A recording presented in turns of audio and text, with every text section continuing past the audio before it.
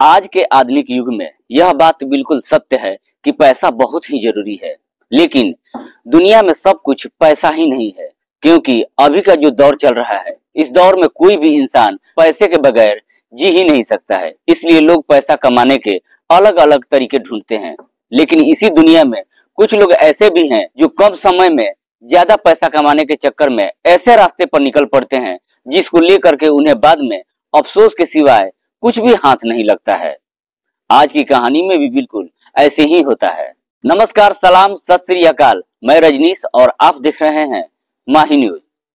आज की जो सच्ची घटना मैं आपको सुनाने वाला हूँ, मध्य प्रदेश के भोपाल शहर की। भोपाल का ही एक शहर है होशंगाबाद। इसी होशंगाबाद का एक थाना पड़ता है निशांतपुरा। निशांतपुरा थाने के अंतर्गत एक इलाका आता है विश्वकर्मा नगर, और इसी विश्वकर्मा नगर के इलाके की रहने वाली है सना परवीन। सना जिसकी उम्र है लगभग 32 साल के आसपास। दरअसल सना जो दो शादियां कर चुकी है, लेकिन दोनों ही अपने पति को वो छोड़ने के बाद अकेले इस विश्वकर्मा नगर के एक किराए के मकान में रहती है।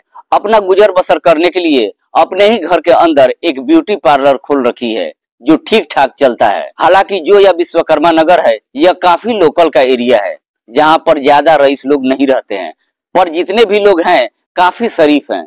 सना जिस मकान में रहती है और जो अपना ब्यूटी पार्लर चलाती है, उसमें सिर्फ लेडीज कस्टमर ही नहीं आती है, बल्कि जेंट्स भी कस्टमर आते हैं। जो भी लड़कियां कस्टमर के तौर पर ब्यूटी पार्लर में आती हैं, काफी वो मॉडर्न कपड़े पहनकर आती है कि आस पड़ोस के लोग जब भी उन्हें देखते हैं तो देखने के बाद खुद ही लोग शर्मा जाते हैं। दरअसल वो लड़कियां छोटे छोटे कपड़े ही नहीं पहनकर आती है, बल्कि महंगी महंगी गाड़ियों से भी आती है। आस पड़ोस के लोग जब इस तरह की लड़कियों को देखते हैं, जब उन्हें बर्दाश्त नहीं हो पाता है, आखिरकार एक दिन पड़ोसी सना से पूछते हैं कि तुम्हारे शॉप में इस तरह की लड़कियां क्यों आती है। इस पर सना भी अपने पड़ोसियों को जवाब देते हुए कहती है कि दरअसल जो मेरा ब्यूटी पार्लर है वह काफी हाई फाई है, इसलिए मेरे ब्यूटी पार्लर के अंदर कोई लोकल कस्टमर नहीं आता है। जो भी लड़कियां आती है पैसे वाली ही नहीं होती है, बल्कि हाई फाई घर की रहने वाली है, इसलिए वह इस तरह की कपड़े पहन करके आती है। यह उनका फैशन है। सना अपनी सफाई तो दे देती है, लेकिन पड़ोसियों की उसकी बातों पर यकीन नहीं होता है। दरअसल न जाने क्यों पड़ोसियों को शक हो जाता है कि सना ब्यूटी पार्लर की आड़ में कुछ और ही काम कर रही है। सना जो सिर्फ अपने काम से ही काम रखती है, दिन भर उसका दरवाजा बंद रहता है और आस पड़ोस के लोगों से वो ज्यादा संपर्क में भी नहीं रहती है। जब इस तरह की लड़कियां बार बार इधर सना के ब्यूटी पार्लर पर आना जाना शुरू करती है, तो आस पड़ोस के लोगों को यह एहसास होने लगता है कि उन लड़कियों को देखकर कहीं हमारे लड़के लड़कियां यानी कि हमारे बच्चे भी कहीं न बिगड़ जाए। इसलिए कुछ पड़ोसी एक दिन नजदीकी थाने में जाते हैं और जाकर के पुलिस से उसकी शिकायत करते हैं। दरअसल पड़ोसी जाकर के पुलिस वालों से कहते हैं कि साहब, हमारे इलाके में एक सना नाम की महिला है जो अपने ही घर के अंदर अपना एक ब्यूटी पार्लर चलाती है, लेकिन उसके ब्यूटी पार्लर में लड़कियों को कोई भी नहीं कह सकता है कि वह कोई कस्टमर है। कुछ तो गड़बड़ है साहब। हालांकि पड़ोसी जब इस तरह की शिकायत पुलिस वालों से करते हैं, पुलिस भी सवाल करती है कि आखिर आप लोग चाहते क्या हैं। इस पर पड़ोसी पुलिस वालों से कहते हैं कि साहब, हम चाहते हैं कि आप सच्चाई का पता लगाइए, क्योंकि जिस तरह के कपड़े पहनकर लड़कियां सना के घर में आती है, उससे हमारे बच्चों के ऊपर काफी असर पड़ रहा है। क्योंकि पड़ोसी पुलिस के पास कोई ऐसा सबूत नहीं देते हैं सना के खिलाफ में जिससे पुलिस उचित कार्रवाई कर सके, इसलिए पुलिस सना से भी पूछताछ नहीं करती है। लेकिन पुलिस हकीकत जानने के लिए अपने खबरी को इस काम पर लगा देती है। जैसे ही कुछ दिन का समय गुजरता है, आखिरकार 11 मई को सुबह सुबह एक खबरी थाने में आता है और पुलिस वालों से कहता है कि साहब, पड़ोसी जो बातें कह रहे थे वह बिल्कुल सही है। दरअसल सना अपने घर के अंदर ब्यूटी पार्लर के आड़ में कुछ और करा रही है और इस वक्त उसके घर के अंदर कई सारे कस्टमर भी मौजूद हैं। खबरी जब इस तरह की सूचना पुलिस वालों को देता है, पुलिस करीब 10 बजे के आसपास अपनी पूरी टीम के साथ सना के घर पर पहुंच जाती है। जाकर जब वह बेल बजाती है तो अंदर से दरवाजा नहीं खुलता है, बल्कि अंदर से सना खुद आवाज लगाती है कि कौन। इस पर पुलिस वाले भी सना से झूठ बोलते हुए कहते हैं, हम कस्टमर हैं, दरवाजा खोलिए मैडम। सना जैसे ही दरवाजा खोलती है, पुलिस अपनी टीम के साथ घर के अंदर दाखिल हो जाती है। तो कमरे के अंदर का नजारा जब वो देखती है तो एकदम से पुलिस भी शर्मा जाती है। दरअसल कमरे के अंदर लगभग 6 लड़कियों के साथ साथ 5 लड़के भी मौजूद थे, लेकिन वह सब के सब एक दूसरे के साथ थे और सबसे बड़ी बात कि सब के सब एक दूसरे के सामने ही इस तरह की हरकतें कर रहे थे। पुलिस जब अपनी टीम के साथ लड़कों के साथ साथ जब लड़कियों को देखती है तो सबके सब अपने शरीर पर कपड़ा डालने की कोशिश करते हैं। पुलिस जब सना से पूछताछ करती है, सना पुलिस को कोई जवाब नहीं देती है, लेकिन पुलिस जब घर के अंदर दाखिल होती है दूसरे कमरे में, और घर के अंदर जो 5 लड़के होते हैं, दरअसल पांचों लड़के पुलिस वालों से एक ही बात कहते हैं कि साहब कल शाम को हम सना के घर पर बर्थडे पार्टी मनाने के लिए आए थे। जो भी लड़कियां आप लोगों को दिखाई दे रही है वह लड़कियां नहीं है बल्कि हम लोगों की पत्नियां हैं। बीवी होने का जब वो दावा करते हैं तो पुलिस उन 5 लड़कों से सवाल करती है कि अगर वह सारी लड़कियां तुम लोगों की पत्नी है, क्या तुम लोगों के पास ये इसका सबूत है कि वह तुम्हारी ही पत्नी है? इस पर कोई लड़का जवाब नहीं देता है। तभी पुलिस की नजर 2 लड़कियों पर पड़ती है। पुलिस भी एकदम से चौंक जाती है। दरअसल वो दोनों लड़कियां साउथ अफ्रीका की थी। पुलिस जब सना की घर की तलाशी लेती है तो घर के अंदर से कई सारी सामग्री के साथ पावर बढ़ाने की कई सारी दवाइयां भी बरामद होती है। इस तरह की चीजें जब पुलिस को मिल जाती है तो पुलिस इन सब को गिरफ्तार करके थाने में लेकर पहुंच जाती है और फिर सबको बिठा करके बारी बारी से पूछताछ करना शुरू करती है। पुलिस जब उन 5 लड़कों से उनका नाम पूछती है तो मालूम चलता है वो 5 लड़के मुस्लिम थे। जो 3 लड़कियां थी वह तीनों लड़कियां कॉलेज में पढ़ने वाली थी, लेकिन वह शादीशुदा नहीं थी। पुलिस जब उन तीनों लड़कियों से पूछताछ करती है कि आखिरकार तुम लोग यहाँ पर आई कैसे और यह काम क्यों कर रही हो, इस पर तीनों लड़कियां पुलिस को एक जवाब देती है, साहब हम कॉलेज में पढ़ने वाली लड़कियां हैं। दरअसल हम कभी कभार सना के घर पर आते हैं क्योंकि सना हमारे लिए